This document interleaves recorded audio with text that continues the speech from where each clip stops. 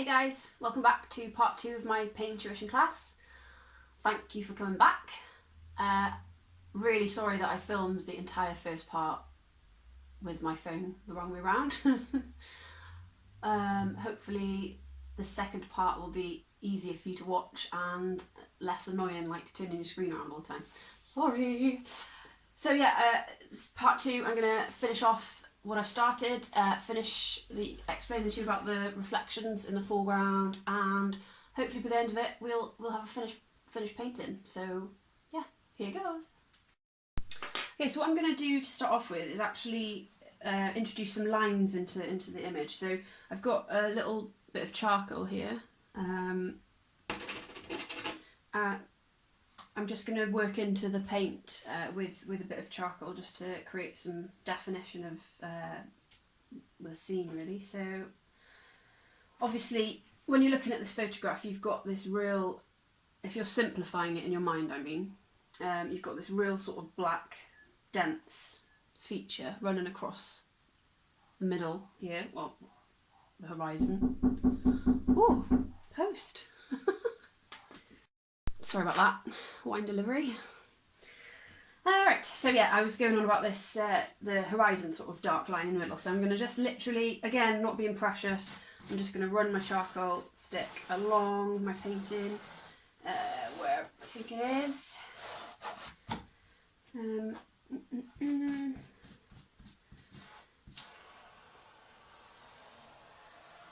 So around about there.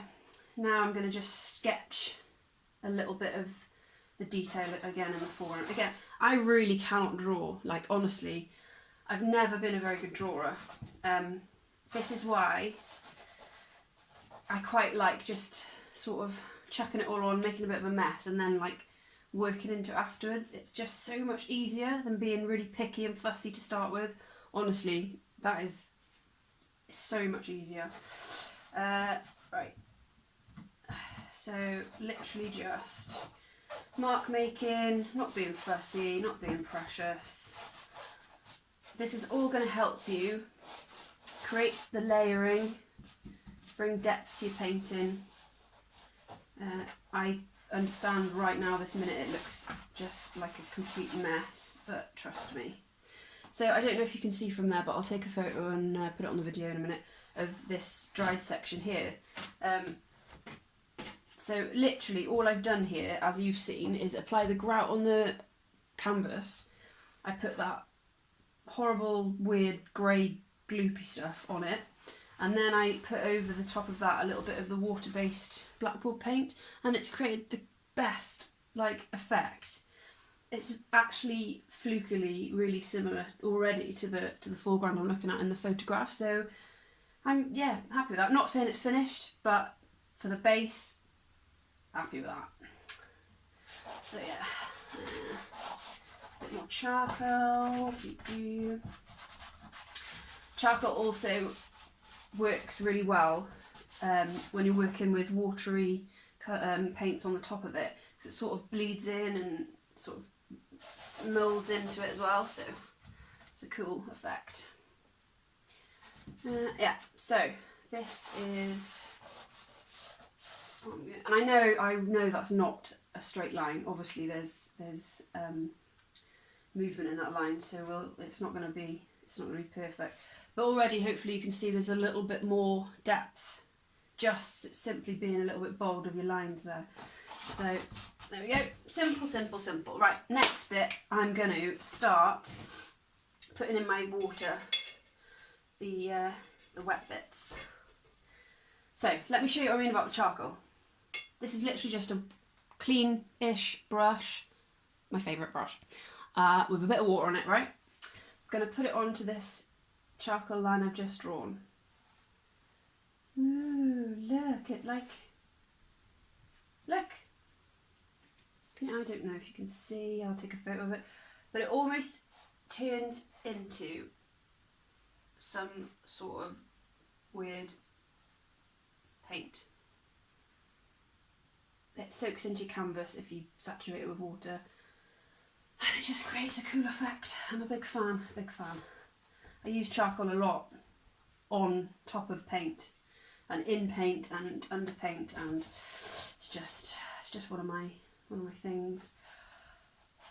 So my brother pointed out that I go a lot. Sorry, I'm really going to work on that. It's so annoying. I used to really hate Zoe Ball on the radio because she always used to do that. Back in the day, she used to do the breakfast show on Radio 1. She always used to go,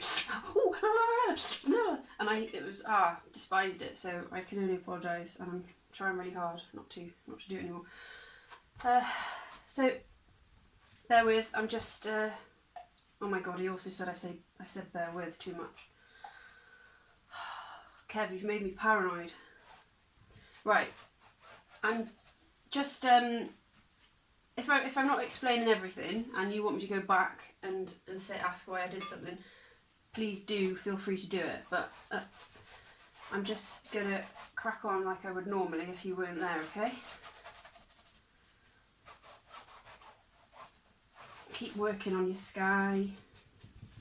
Like I said, it's all about layering, not being precious, not being fussy, just creating depth using your different layers. And for me, a lot of water.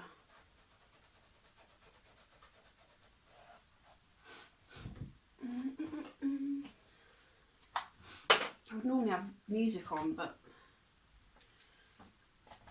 it's funny when you have music playing in a video. I don't think you're allowed to put it on my Instagram and stuff, so.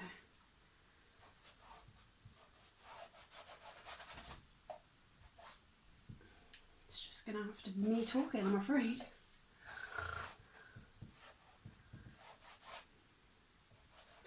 I love sky. Don't you just love the sky? It's just like you couldn't make it up. Sounds daft, but it's just like every time you look at it, it's completely different. The colours that you see in the sky sometimes, just you can't believe that they're real, but they are because you're looking at them. But sometimes I've done paintings and the colours in the sky have been so unreal. People are like, "Man, it's not very accurate," but trust me, the colours were actually like that when I took the photo. It's incredible. Love it. Big fan of skies. Oops. I mean, that blue is just amazing.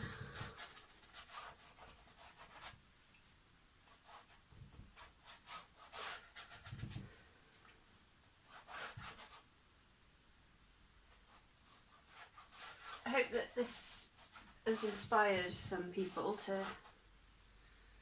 give painting a go. Maybe not in this way, but in some sense. Be great. Let's face it, we've all got time at the moment, most of us anyway. So why not start a new hobby? So relaxing. And you, after a while, you'll just develop your own style. Nothing's a right or wrong way of painting. Everybody's got their own way. That's the beauty of it, I guess. The beauty of art. If you're creating something that's nice to look at, or do you know what, even if it ain't that nice to look at, but you enjoyed doing it, that's all that matters, isn't it? Yep.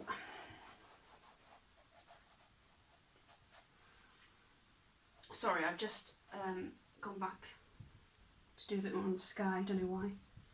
Sometimes I do get a bit obsessed with skies. I need to just leave that for now. Right, come back to foreground. What's really interesting about doing reflections in the foreground is there's a hell of a lot of colour in there from the sky itself, so it's going to be actually quite similar to the way that you've painted your sky, believe it or not. Obviously because it's reflecting the colours from the sky. So here I've already just slapped on a bit of light whitish colour here. So I've literally not even washed my brush from my sky painting bits. I'm just gonna go crazy and put a bit of yellow, and you'll soon see how easy it is to suggest a reflection.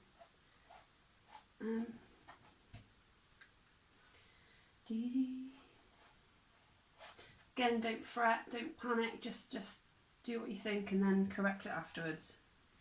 A bit more blue. So you can still paint like I'm painting using traditional paints. This isn't all about the materials that I use.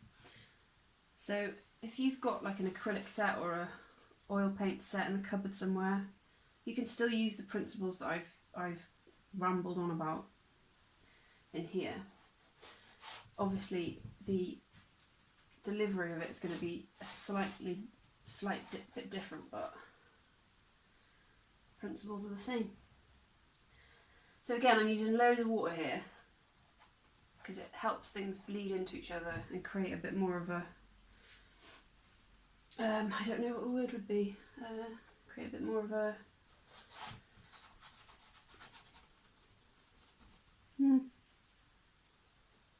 don't know, you know what I mean? So again, so you're borrowing colour from the sky in your foreground, but you're also borrowing colour from your foreground into your sky as well. So I've started just splash on a bit of this turquoisey blue, and I'm going to put a bit of that here because that bit there looks quite turquoisey to me. Again, loads of water, so it's not. It's a really watered down version of that paint colour. So remember back when I started and I slapped that red line on the middle, you can barely see that now. So that's an example of how layering up paint is how you do it really. Never be afraid of putting a bold colour on because it'll subtly show through if you want it to. Bit more yellow here. I was always taught in college, I don't know if the girls will back me up here, but I think it was A-level art, we were always told that you can never, or you should never, and we were never allowed, to use pure white on your picture, because there is no true white in the world, or on the subject that you're looking at, there's no true white. But sometimes I like to just use white. I do use white, and I guess I've just realised why it's okay for me to do that. Sorry, I'm talking to myself. So I don't use a palette, so I don't mix paints and then put it onto my canvas as I've explained and showed you. So I was going to say I'm a bit wrong because I put my brush in the white and slap it on, but my brush is already dirty and I'm mixing it with colours on my canvas. So yeah, it's alright, I'm off the hook, guys. So yeah, I've just put my brush in the white emulsion, so water-based white there. I'm just, sorry, having a look at this bit here, the river water. So it runs along just underneath my dark hedge bit. This bit comes here. Starting to look, sort of resemble the picture.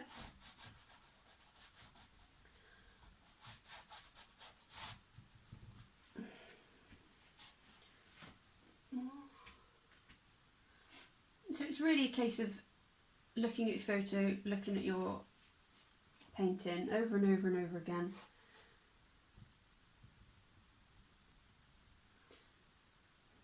So this obviously, this line here obviously is not white. It's a mixture of sort of a, I would say, purpley, bluey, mauvey, grey, I suppose. So that's what I'm trying to achieve here. There's obviously lighter bits. You're basically splitting your photograph in your mind into darks and lights. So very, very simple terms. If you squint at your photograph, all the sort of lightest bits will come forward.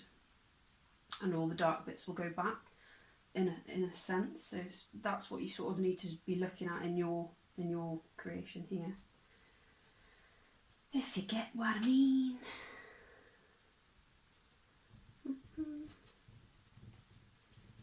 Okay, I'm gonna do a bit of time lapse